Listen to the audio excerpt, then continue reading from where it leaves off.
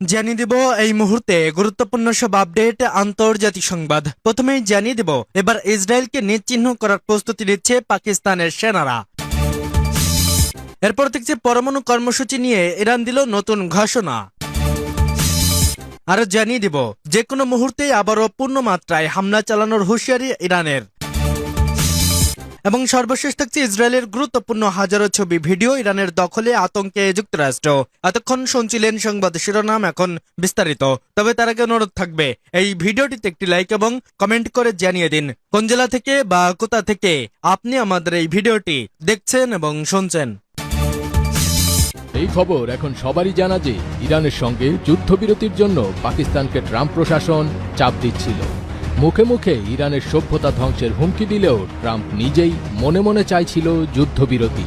আসলে জ্বালানি তেলের দাম হুহু করে বেড়ে যাওয়ায় ট্রাম্প বেশ দুশ্চিন্তায় ছিলেন। এছাড়া ইরান যেভাবে প্রতিরোধ গড়ে তুলেছিল তাও তাকে অবাক করে দিয়েছিল। যুক্তরাজ্যের প্রভাবশালী দৈনিক ফাইন্যান্সিয়াল টাইমসের একটি প্রতিবেদনে বলা হয়, পাকিস্তানের সেনাপ্রধান জেনারেল অসিম মনির এই গোপন তৎপরতা চালান, যার ফলে গত মঙ্গলবার রাতে 2 সপ্তাহের এই যুদ্ধবিরতির ঘোষণা আসে। মজার ব্যাপার হলো, এই ঘোষণার কয়েক ঘন্টা আগেই ট্রাম্প হুমকি দিয়ে বলেছিলেন তার কথা না শুনলে তিনি ইরানের পুরো সভ্যতা ধ্বংস করে দেবেন। পারমাণবিক কর্মসূচি নিয়ে কোনো আপোষ করবে না ইরান, আরও একবার স্পষ্ট করে জানিয়ে দিল পারস্য উপসাগরীয় এই দেশ। যতই যুদ্ধ আর নিষেধাজ্ঞার জোয়ার আসুক, ইরান তাদের ইউরেনিয়াম সমৃদ্ধকরণ থামাবে না। বলাই বাহুল্য, মধ্যপ্রাচ্যের সাম্প্রতিক যুক্তরাষ্ট্র ও ইরানের যুদ্ধে এক এবং অন্যতম কারণ ইরানের পারমাণবিক সক্ষমতা। তেহরানের হাতে যেন কোনোভাবেই পারমাণবিক অস্ত্র চলে না আসে, সেই চেষ্টার কোনো ত্রুটি রাখেনি যুক্তরাষ্ট্র। জাতিসংঘ মানবাধিকার সবকিছুকে উপেক্ষা করে, নিয়ম কানুনের তোয়াক্কা না করে বারবার সরাসরি অতর্কিত হামলা চালিয়েছে যুক্তরাষ্ট্র ইরানের ওপর। ইরানকে ভয় দেখিয়ে দমিয়ে দিতে দুটো রণতরী ভিড়িয়েছে মধ্যপ্রাচ্যে। তবুও যখন কাজ হয়নি, ধৈর্য রাখতে পারেনি যুক্তরাষ্ট্র।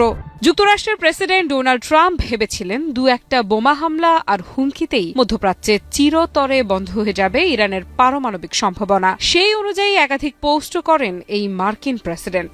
লেখেন, খুব শীঘ্রই শেষ হয়ে যাবে এই সংঘাত। কিন্তু ভুল করেছেন ডোনাল্ড ট্রাম্প। তিনি বুঝতে পারেননি ভয়ে চুপসে যাওয়ার জাতি ইরান নয়, তাদের রন্ধ্রে রন্ধ্রে সাহস আর আগুন বইছে। তারা শহীদ হতেও প্রস্তুত নিজেদের দেশের সার্বভৌম রক্ষা করতে। সেখানে ট্রাম্পের ফাঁকা বুলিতে কাজ হবে ভাবাটাও বোকামি। সাম্প্রতিক এই সংঘাতে সবচেয়ে বড় মূল্য চুকিয়েছে ইরান। দেশটির সর্বোচ্চ ধর্মীয় নেতা আয়াতুল্লাহ আলী খামেনি সহ অসংখ্য গুরুত্বপূর্ণ ব্যক্তিত্বকে হারিয়েছে তারা। তবে শত্রুরা এটা জানে না ইরানিদের কেবল দেহের মৃত্যু হয়, শহীদদের আহরণ করা জ্ঞান সবার মাঝে আদর্শ হয়ে বেঁচে থাকে। কয়জনকে হত্যা করবে শত্রুরা? এই জাতির প্রতিটা মানুষই জ্বলন্ত বারুদ, কাছে এলে পুড়ে যেতে বাধ্য হবে শত্রুপক্ষ। সাম্প্রতিক যুদ্ধের পর পরমাণু কর্মসূচি নিয়ে ইরান নতুন ঘোষণা দিয়েছে। একটি বাক্য, কিন্তু এর ভেতরে লুকিয়ে আছে সম্ভাব্য এক বৈশ্বিক ঝড়ের ইঙ্গিত। ইরান কি তবে আর কোনোভাবেই থামবে না?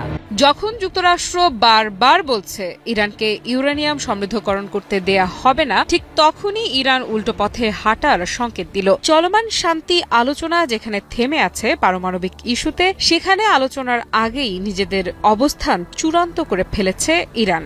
ইরানের পারমাণবিক শক্তি সংস্থার প্রধান মোহাম্মদ ইসলামী সাফ জানিয়ে দিয়েছেন, ইরানের ইউরেনিয়াম সমৃদ্ধকরণ কর্মসূচি কখনোই সীমিত করা হবে না। ইরান ও যুক্তরাষ্ট্রের মধ্যে শর্ত সাপেক্ষে 2 সপ্তাহের জন্য যুদ্ধবিরতি ঘোষণার 24 ঘণ্টা পার হতে না হতেই 8 এপ্রিল লেবাননে ব্যাপক হামলা চালায় ইসরায়েলি বাহিনী। এতে দেশটিতে অন্তত 254 জন নিহত হয়েছেন, আহত হয়েছেন সহস্রাধিক, যারা সবাই বেসামরিক নাগরিক। জবাবে 9 এপ্রিল ভোরে উত্তর ইসরায়েল লক্ষ্য করে একের পর এক ক্ষেপণাস্ত্র হামলা চালিয়েছে লেবানন ভিত্তিক সশস্ত্র গোষ্ঠী হিজবুল্লাহ। এক বিবৃতিতে গোষ্ঠীটি জানিয়েছে, ইসরায়েল কর্তৃক যুদ্ধবিরতি চুক্তি লঙ্ঘনের জেরে তারা মানারা বসতি লক্ষ্য করে এই হামলা চালিয়েছে।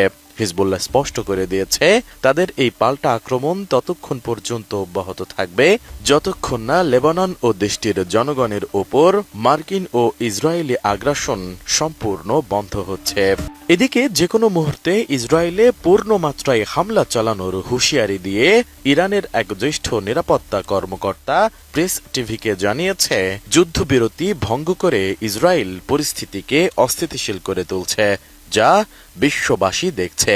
তিনি অভিযোগ করেন ইসরায়েল একই সঙ্গে যুদ্ধবিরতি লঙ্ঘন করছে, লেবাননে আগ্রাসন চালাচ্ছে এবং ইরানের বিরুদ্ধেও পদক্ষেপ নিচ্ছে। ফলে যুক্তরাষ্ট্রের জন্য এই চুক্তির খরচ আরও বাড়ছে। সাক্ষাৎকারে মধ্যস্থতাকারী দেশগুলোর প্রতি দ্রুত হস্তক্ষেপের আহ্বান জানিয়ে ওই নিরাপত্তা কর্মকর্তা বলেন, এখন সময় এসেছে আগ্রাসী এই শাসনকে থামানোর। পাশাপাশি তিনি সতর্ক করে বলেন, যুদ্ধবিরতি ভেঙে গেলে এর সম্পূর্ণ দায় ইসরায়েলকেই বহন করতে হবে। ইরান আগ্রাসী শক্তিকে কঠোর জবাব দেবে। ইরানের সঙ্গে যুক্তরাষ্ট্রের যুদ্ধবিরতির মাঝেই ইসরায়েলের গুরুত্বপূর্ণ হাজার হাজার ছবি ভিডিও দখলে নিয়েছে বিশ্বের উদীয়মান চতুর্থ পরাশক্তি ইরান। এমনটাই দাবি করেছে ইরান সংশ্লিষ্ট হ্যাকার গোষ্ঠী হামদালা। 9 এপ্রিল এক প্রতিবেদনে এমন চাঞ্চল্যকর তথ্যই জানিয়েছে ইসরায়েলি সংবাদ মাধ্যম টাইমস অব ইসরায়েল। ইসরায়েলি সংবাদ মাধ্যমটি জানায়, গত বছর পদত্যাগ করা ইসরায়েলের সামরিক বাহিনীর চিফ অব স্টাফ হারজি হালেভির ব্যক্তিগত একাধিক ডিভাইস হ্যাক করেছে ইরানি হ্যাকাররা। তারা সাবেক এই সেনাপ্রধানের 19,000-এর বেশি গোপন ছবি ও ভিডিও হ্যাক করতে সমর্থ হয়েছে। ইরানের হ্যাকার গোষ্ঠী হামদালা দাবি করেছে, ইসরায়েলের সমস্ত অতি গোপনীয় স্থাপনা, ক্রাইসিস রুম, মানচিত্র, এমনকি আইডিএফ এর কমান্ড সেন্টারের ক্ষুদ্রতম বিবরণও দীর্ঘদিন ধরে তাদের কাছে একটি খোলা বইয়ের মতো ছিল। এছাড়াও তাদের ওয়েবসাইটে কয়েক ডজন ছবি ও ভিডিও প্রকাশ করেছে গোষ্ঠীটি, যেখানে হালেভিকে সামরিক ঘাঁটি পরিদর্শন, ব্রিফিং ও বৈঠক করার পাশাপাশি তার অফিসে শরীরচর্চা করতে দেখা যায়। ইসরায়েলি সাবেক এই সেনাপ্রধানের পারিবারিক জীবনের বেশ কিছু ছবিও প্রকাশ করা হয়েছে, সাথে হালেভি ও তার স্ত্রীর পরিচয়পত্রও ছিল। ফুটেজগুলোতে এমন বেশ কিছু বৈঠক ও পরিদর্শনের কথাও প্রকাশ পেয়েছে, যা আগে জনসাধারণের কাছে প্রকাশ করা হয়নি। একটি ভিডিও এবং ছবিতে দেখা যায় হালেভি জর্ডানের সেনাপ্রধান মেজর জেনারেল ইউসুফ মুনাইতির সঙ্গে সাক্ষাৎ করেছেন এবং তাকে 1967 সালের 6 দিনের যুদ্ধে নিহত এক জর্ডানীয় সেনার একটি ছোরা উপহার দিচ্ছেন। অন্যান্য ছবিতে হালেভিকে কাতারের সাবেক মার্কিন সেন্ট্রাল কমান্ড প্রধান মাইকেল কুরিলার সঙ্গে এক বৈঠকে দেখা যায়। উভয় বৈঠকই গোপন রাখা হয়েছিল। তবে এই হ্যাকিং এর বিষয়ে হালেভি বা ইসরায়েলের পক্ষ থেকে তাৎক্ষণিক কোনো মন্তব্য করা হয়নি।